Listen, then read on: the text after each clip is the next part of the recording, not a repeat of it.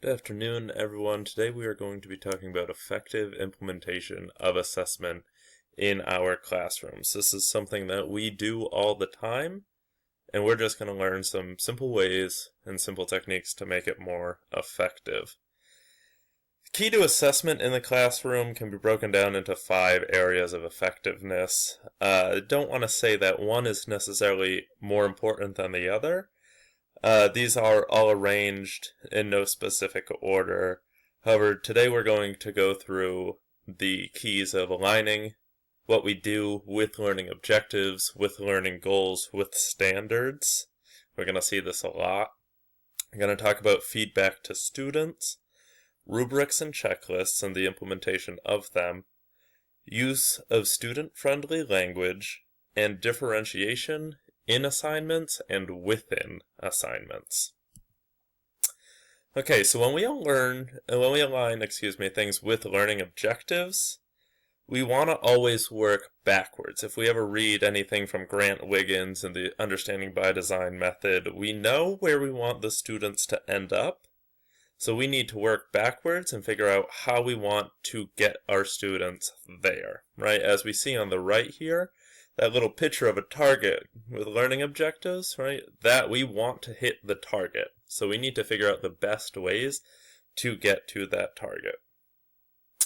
We can also use learning objectives as checkpoints, right? So if we know what objectives we're trying to hit throughout a unit or throughout a lesson, we can usually use them in succession and understand where we are and how close we are to our end goal. It also justifies our teaching, right? So when administration asks to collect our lesson plans, right, we should be able to put our objectives, put our standards into our lesson plans, and anyone who's going through it can easily point out where we were, where we're going, and where we want to end up. And I'm sure if we've ever taught more than 5 minutes in our life, a student has probably asked us, why are we learning this, right? Why is this important? Well, when we have those learning objectives in mind, that's a good thing to tell them, right? Now they understand what they're doing in your class for an hour. Learning objectives also allow us to assign assessments that translate directly to knowledge and objectives, right? So if we know what we want to hit, those usually translate nicely into knowledge, right? They're no longer just sentences that a state told you need to teach. Now that's a piece of knowledge that students should be able to obtain. Next we have feedback. And right off the bat, I say the more feedback, the better. When we keep giving students feedback, they constantly know where they are and where they should be, right? I've seen feedback referred to as communication between a learner and usually someone above them in order to modify their thinking on a performance, right? So there's usually someone with authority giving information to someone below them in order to alter either their thinking or something they are doing. A key to feedback is that it should be ongoing. It should never stop. And it should be as immediate and timely as possible, right? It's no help to a student if you're giving them feedback on an assignment 2 weeks later. Chances are that student already forgot about that assignment. So the quicker you get it to them, the better. And this is great. We'll see it a lot with projects if a student ever needs to do oral presentations. One of the things teachers like to do is right as they're done with their presentation, give them some feedback, right? Good, bad, anything, right? As we see on the picture on the right, we see those kind of cycles of arrows going through all these emotions. Good, average, bad, right? Thumbs up, thumbs down. Those are all pieces of feedback. We also see that the more detail you can get into feedback, the better. Studies show that if you can give specific examples of the feedback, or specific examples of what they did in the feedback, whether it's good or bad, it's usually more helpful and will usually help the students modify what they were doing. We'll see if you use Robert J. Marzano's book, Formative Assessment and Standards-Based Learning, He gives some very quality information about feedback and provides statistics. I don't want to go through statistics with you now, so please look into that on your own time. Okay, rubrics and checklists. This is, once again, we've all probably used rubrics before. You've probably used a checklist before. But there's a big difference between creating a rubric and creating a good rubric. We see that rubrics are similar to feedback in a way, because both of those keys are going to relay information back to students, right? Feedback, I could give you feedback right now. Rubrics, though I'm not saying it to you, it represents a form of feedback, right? A student should be able to look at a rubric, see he scored 3 out of 4, and under 3, it should tell him or her what they did and why they didn't achieve a 4. Students are also allowed to use these rubrics or checklists to follow along within an activity to see if they can achieve better results. This also provides a sort of transparency. We're going to hear that word a lot in schools, especially now, whether it's transparency between the administration and the staff, or the staff and the students. The more transparency, the better. You're not just assigning them a grade out of thin air.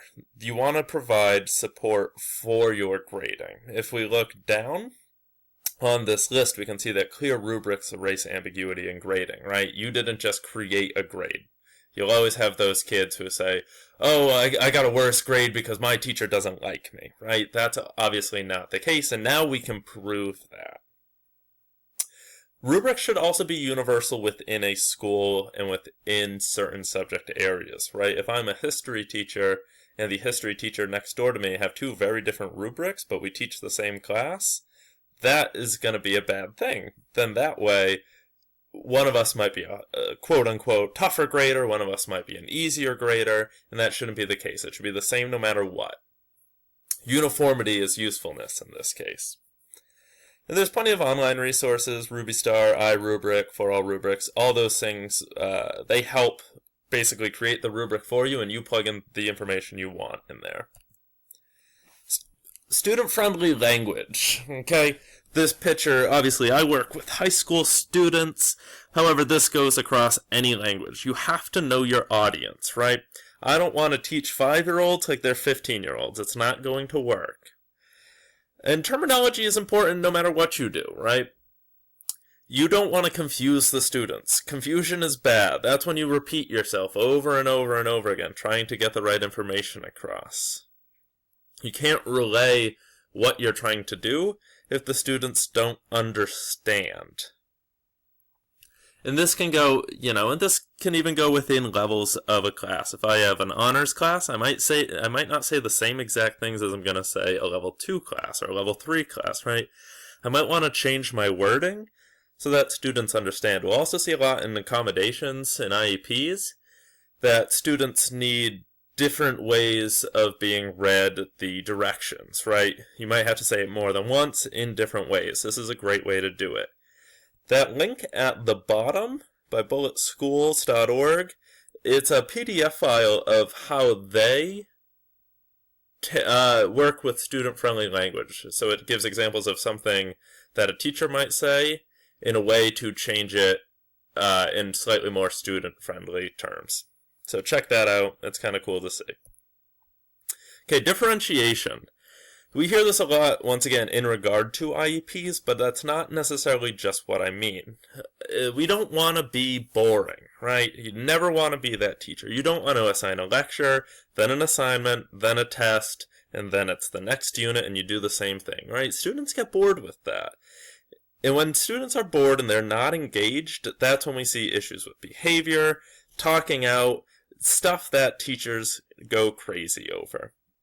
However, if you keep students engaged and you can mix up assignments, maybe do a hands-on assignment, maybe do a book assignment, maybe do something where you're speaking out in class, mix it up. Students really respond positively to that type of stuff.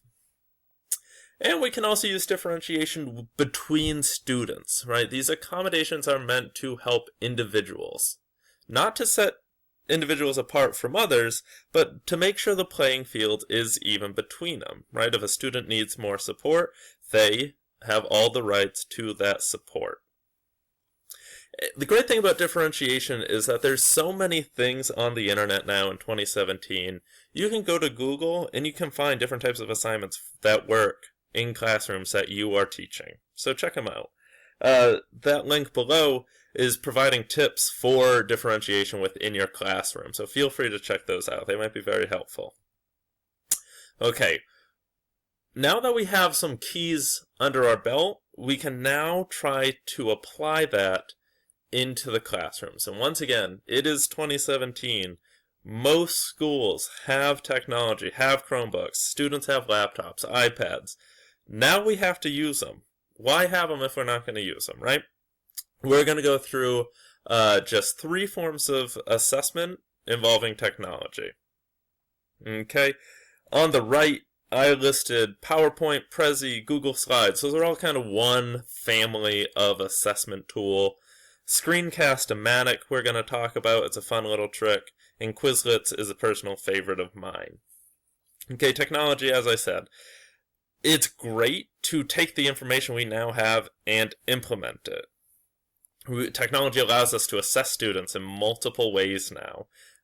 And great for project-based learning. A lot of schools are implementing this now. Why not use it to its fullest extent? Okay, the family of slide presentations. Right now, we are using Google Slides. Personal favorite of mine. I love the Google Drive. It's just super, super user-friendly. However, PowerPoint most of us are probably used to.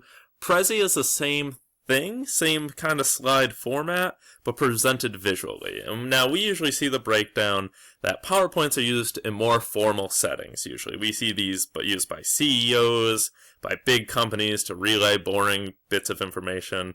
It can be as entertaining or as boring as you want it to be, quite frankly. Prezi, on the other hand, is a little more fun, a little more visually appealing. We can use it in a number of different formats. It seems lighter. It is more fun to present that way. However, if you are presenting to a business panel, it might not be the way you want to go. Great thing about this slide family of how to present information is that it displays a lot of information in short, digestible bits. People can take notes if they want to. And they're pretty easily accessible. Prezi and Google Slides are free online. You can go to those websites and use it. PowerPoint it comes with Microsoft Office. You usually have to pay for Microsoft Office, but we also see it put on a lot of computers right when you buy it. Great thing about these are they're moldable to any assignment. I can use it. Students can use it. I could tell my students to make a 2-slide presentation with just 2 answers on it, or I could have them make a 30-slide biography of someone, right? It's up to you. Screencast-O-Matic. Okay, great thing we see right now. We have a little presentation inception right now. I am screencasting via Screencast-O-Matic a Google slide, right? 2 in 1. Great thing is I can walk through what I'm doing. I can show you exactly what I'm looking at on my screen. Fantastic lecture tool, right? If you are trying to implement a flipped classroom, this is the way to go. Great for students to look at it and rewind. If they miss something I said, they're trying to take notes, they can go back and look at it.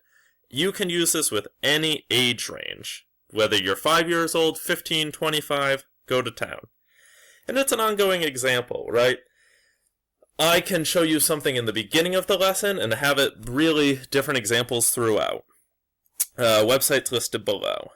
Okay, we have 45 seconds left on this presentation before Screencast-O-Matic's going to kick me off, so we're going to fly through Quizlet real quick.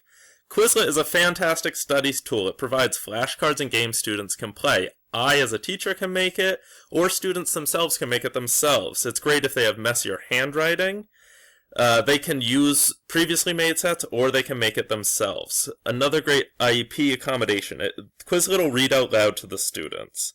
It also provides quizzes for assessment, right? If I want a student to get 100 on a quiz made by Quizlet, they can keep taking it until they're done. And I can make these formative or summative.